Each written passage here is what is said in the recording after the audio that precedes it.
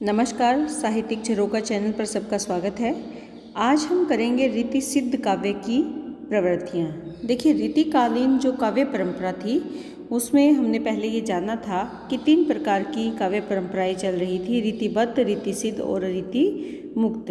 जो रीतिबद्ध काव्य परंपरा थी उस परंपरा में मैंने आपको बताया था कि वहाँ लक्षण और उदाहरणों को महत्व दिया गया था, लेकिन जो रीति सिद्ध काव्य परंपरा है ये थोड़ा उनसे हटके है। इसमें क्या है कि इन्होंने जो रीति चली आ रही थी, रीति यानी लिखने का तरीका किसका, काव्य शास्त्र के जो आचार्य थे उनका, तो रीति सिद्ध कवियों ने रीति की बंधी बंधाई परिपाटी को अपनाया और उनके अनुकूल स्वतंत्र काव्य रचनाएं की।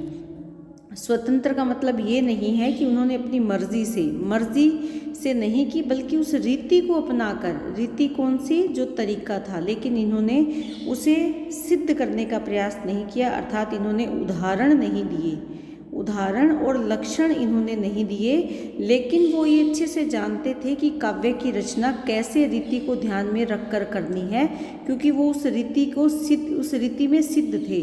सिद्ध का मतलब उन्हें उसका ज्ञान था कि तरीका क्या रहेगा रचना करने का, तो उन्होंने उस तरीका तो वही रखा, लेकिन विचार अपने व्यक्त किए। बंदी बंधाई परिपाटी तो उन्होंने वही अपनाई, लिखने का तरीका तो वही रखा, लेकिन विचारों की स्वतंत्रता इसमें बनी रही। तो ये आप ध्यान में रखेंगे कि इन्होंने स्वतंत्र विचारों को अभिव्यक्त किया, लेकिन उसी बंदी बंधाई तरीके से, उसी बंदी बंधाई परिपाटी में। तो आइए इसके बारे में, इसकी विशेषताओं या प्रवृत्तियों के बारे में जानते हैं, लेकिन उससे पहले जो रीतिकाल के प्रमुख कवि हैं उनके बारे में जान लें। रीतिकाल की समय सीमा जैसे यहाँ मैंने बताया है, ये सन के हिसाब से बता रखा है, 1643 से 1843 ईस्वी तक रीतिकाल की समय सीमा, 200 वर्षों का समय है ये जो रीतिकाल का समय है। इसके जो प्रमुख कवि हैं उसमें बिहारी सबसे प्रमुख कवि हैं, और बिहारी की सतसई एक अकेली रचना है जो रीति सिद्ध कवियों को श्रेष्ठ सिद्ध करने में या बिहारी को अमर करने में अपना महत्वपूर्ण योगदान देती है, या रीति सिद्ध काव्य को समृद्ध करने में अपना योगदान देती है, बिहारी की जो सतसई है। उसके बाद बेनी है, नृपशंभु है, रसनिधि, कृष्ण निवाज, राम सहाय, पजनेश, द्विजदेव, सेनापति वृंद, विक्रम और हठी जी, ये हठी जी हैं। तो ये आप ध्यान में रखेंगे कि ये इस काल के प्रमुख कवि हैं जिन्होंने रीति सिद्ध काव्य परंपरा को आगे बढ़ाया, ये रीतिकालीन परंपरा में अपने साहित्य के द्वारा योगदान दिया। इसके बाद आती है इसके काव्य की विशेषताएं। देखिए, विशेषताओं में जो सबसे पहली विशेषता है वो है श्रृंगार वर्णन। श्रृंगार वर्णन और रीतिकाल को अलग नहीं किया जा सकता, क्योंकि रीतिकालीन प्रवृत्तियों में सबसे प्रमुख प्रवृत्ति है श्रृंगार वर्णन।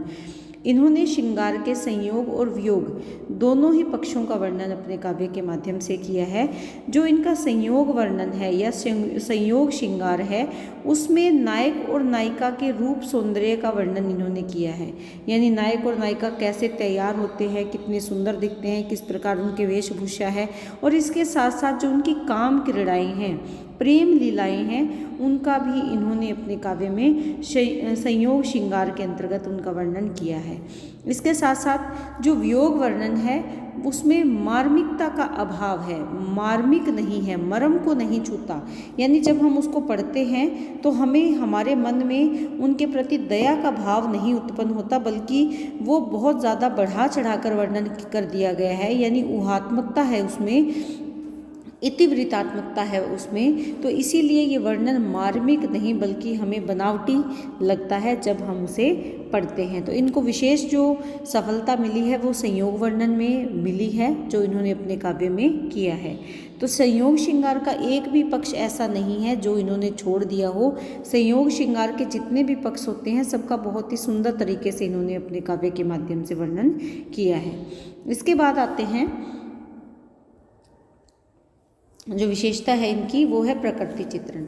देखिए, जो रीतिकाल है उसमें श्रृंगार के साथ प्रकृति है, क्योंकि श्रृंगार या प्रेम का वर्णन प्रकृति से अलग रहकर नहीं किया जा सकता।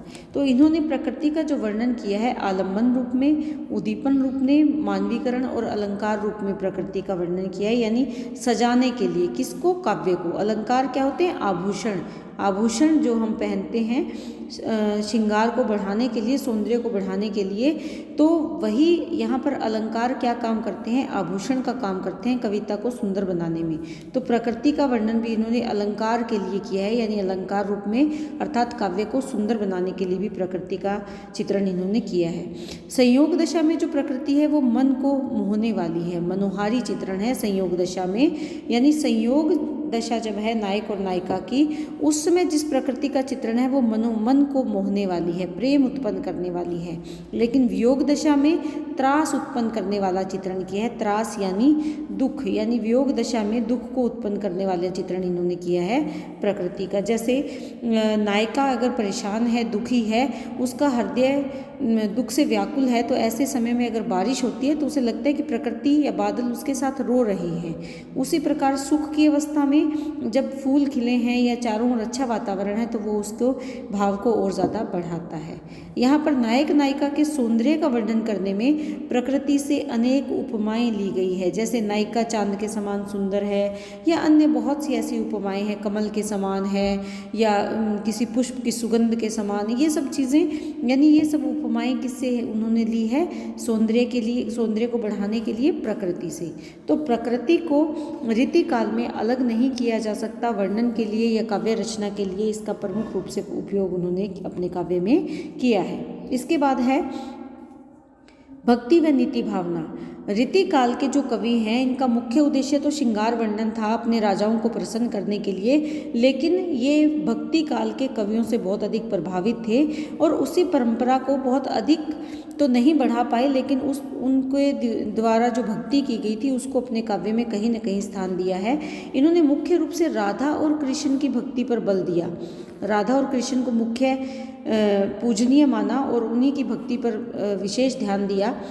काव्य के प्रारंभ में कहीं पर इन्होंने ईश्वर की वंदना की है, अर्थात भक्ति से संबंधित संपूर्ण काव्य की रचना तो नहीं की, लेकिन अपने काव्य के प्रारंभ में, काव्य को शुरू करने से पहले ईश्वर की वंदना करते हैं, उनकी पूजा करते हैं, तो वो काव्य इन्होंने अपने काव्य में संकलित किया है, प्रारंभ में संकलित किया है।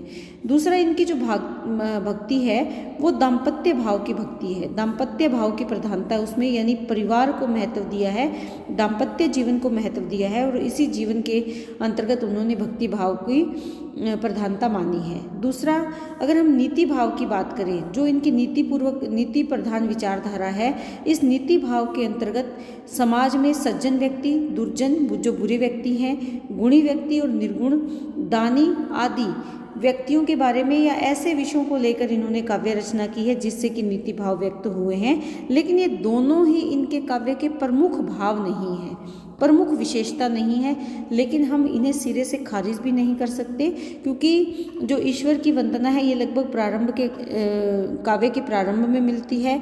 राधा और कृष्ण को नायक नायिका के रूप में तो लिया ही है, लेकिन इनकी भक्ति भी इन्होंने की है, परंतु हम इसे नकार नहीं सकते, इसीलिए मैंने इस विशेषता को यहाँ पर डाला है। इसके बाद हमारे पास जो इनकी विशेषता हमें मिलती है वो है आडंबरों का विरोध। इन्होंने खुलकर तो इस बारे में बहुत अधिक रचनाएं नहीं लिखी, लेकिन फिर भी जो रीति सिद्ध कवि हैं इनके काव्य में आडंबरों का विरोध मिलता है, और ये विचारधारा कबीरदास से प्रभावित नजर आती है। जैसे कबीरदास ने ईश्वर की प्राप्ति के लिए बाहरी आडंबरों का विरोध किया है, वैसे ही रीतिकालीन कवियों ने भी कहीं न कहीं, रीति सिद्ध कवियों ने अपने काव्य में ईश्वर प्राप्ति के लिए बाहरी आडंबरों का विरोध करते हुए ये प्रतीत होते हैं, या ऐसे दोहों को सम्मिलित किया है, ऐसे भाव को सम्मिलित किया है जिसमें कि ये ईश्वर की प्राप्ति के लिए बाहरी आडंबरों का विरोध करते हैं। इसके बाद काव्य शास्त्रीय दृष्टिकोण। देखिए, रीतिकालीन जो काव्य लिखा गया वो अधिकतर काव्य शास्त्र पर ही आधारित है, और इस काल जो रीति सिद्ध काल के कवि हैं इन्होंने भी, इस परंपरा के कवियों ने भी काव्य शास्त्र को अपनाया है। काव्य शास्त्र में क्योंकि ये इन नियमों को भली भांति जानते थे, इसमें सिद्ध थे ये, और इसीलिए इसका प्रभाव हमें इनके काव्य में देखने में मिलता है। जैसे रीतिकाल के रीति सिद्ध काव्य धारा के सबसे प्रमुख कवि हैं बिहारी, जिनकी बिहारी सतसई की मैंने अभी चर्चा की थी। वो ध्वनिवादी कवि माने गए हैं, कुछ उन्हें अलंकारवादी मानते हैं, लेकिन मुख्य तौर पर ये माना गया है कि वो ध्वनिवादी कवि हैं। ध्वनि जो काव्य शास्त्रीय परंपरा रही उससे वो प्रभावित हैं।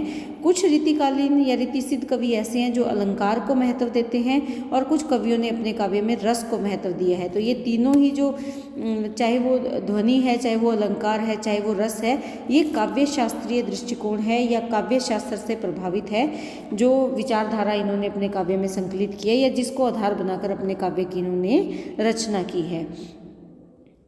इसके बाद हमारे पास विशेषता जो अंतिम इसका पॉइंट है वो है भाषा। देखिए, भाषा और शैली में भाषा इनकी प्रमुख भाषा ब्रज भाषा रही। रीतिकालीन जो विशेषताएं मैंने आपको करवाई थी उसमें मैंने बताया था कि ब्रज भाषा के उत्कर्ष का काल था जो रीतिकाल है, यानी ब्रज भाषा ऊंचाइयों पर थी। ब्रज भाषा का पूर्ण विकास हुआ इस काल में। इसके साथ साथ जो काव्य में शब्द शक्तियों का इस्तेमाल किया गया वो मुख्य रूप से तीनों ही प्रकार की शब्द शक्तियों का, अभिधा, लक्षणा और व्यंजना, यानी अपने भावों को अभिव्यक्त करने के लिए तीनों ही शब्द शक्तियों का पूर्ण रूप से प्रयोग इन्होंने अपने काव्य में किया है। छंद की दृष्टि से अगर देखें तो दोहा सबसे प्रमुख छंद है जिसका इस्तेमाल इन्होंने किया है, लेकिन इसी के साथ का सोरठा, कवित और सवैया, इन छंदों का भी इन्होंने पूर्ण रूप से प्रयोग किया, लेकिन मुख्य छंद दोहा माना गया है। अलंकार, क्योंकि रीतिकाल जो है वो अलंकार प्रधान काव्य है, तो यहाँ पर भाषा को अलंकृत करने के लिए, काव्य को सुंदर बनाने के लिए, अपने भावों को सुंदरता के साथ अभिव्यक्त करने के लिए इन्होंने अलंकारों का बहुत अच्छा प्रयोग किया है। माना कि सभी जो रीतिकालीन कवि हैं या रीतिसिद्ध कवि हैं ये अलंकारवादी कवि नहीं है, कुछ कवि रसवादी है, कुछ कवि ध्वनिवादी हैं, लेकिन फिर भी अलंकारों का सुंदर प्रयोग, चाहे वो शब्दालंकार है या अर्थालंकार, दोनों प्रकार के अलंकारों का इन्होंने सुंदर उपयोग अपने काव्य में किया है। उसमें चाहे श्लेष लें, वक्रोक्ति, यमक, पुनरुक्ति, प्रकाश आदि अलंकार, या फिर उत्प्रेक्षा, विरोधाभास, ये सब अलंकार इसमें उन्होंने शामिल किए हैं जिससे कि काव्य को सुंदर बनाया जा सके। क्योंकि रीतिकाल के कवियों ने अपनी कविताओं को सुंदर बनाने पर विशेष ध्यान दिया। कारण क्या रहा? आश्रयदाताओं को प्रसन्न करने के लिए। ये भी एक इसकी विशेषता आप लिख सकते हैं, लेकिन क्योंकि मैं ये रीतिबद्ध काव्य में भी करवा चुकी थी इसीलिए मैंने इसको रीति सिद्ध में नहीं डाला, क्योंकि ये रीति संपूर्ण रीतिकाल की एक प्रमुख विशेषता है, आश्रयदाताओं को प्रसन्न करना। और आश्रयदाताओं को प्रसन्न करने के लिए अलंकारों से उन्होंने काव्य को सजाया, यानी अपने काव्य को सुंदर बनाने का प्रयास उन्होंने किया। और अलंकार क्योंकि काव्य का आभूषण माने गए हैं तो ये होना उसमें आवश्यक थे, अलंकार उसमें विशेष रूप से प्रयोग किए गए। तो उम्मीद करती हूँ कि जो मैंने आपको रीति सिद्ध काव्य की विशेषताएं यहाँ पर करवाई हैं या प्रवृत्तियाँ करवाई हैं वो आपको अच्छे से समझ में आ रही हैं। इसके साथ साथ जो रीतिकाल की प्रवृत्तियाँ या रीतिकाल से जुड़े हुए अन्य जो प्रश्न हम कर चुके हैं उनका लिंक मैं डिस्क्रिप्शन बॉक्स में डाल रही हूँ, आप वहाँ से वो लिंक देख सकते हैं और अपने जो अन्य प्रश्न हैं उनको कर सकते हैं।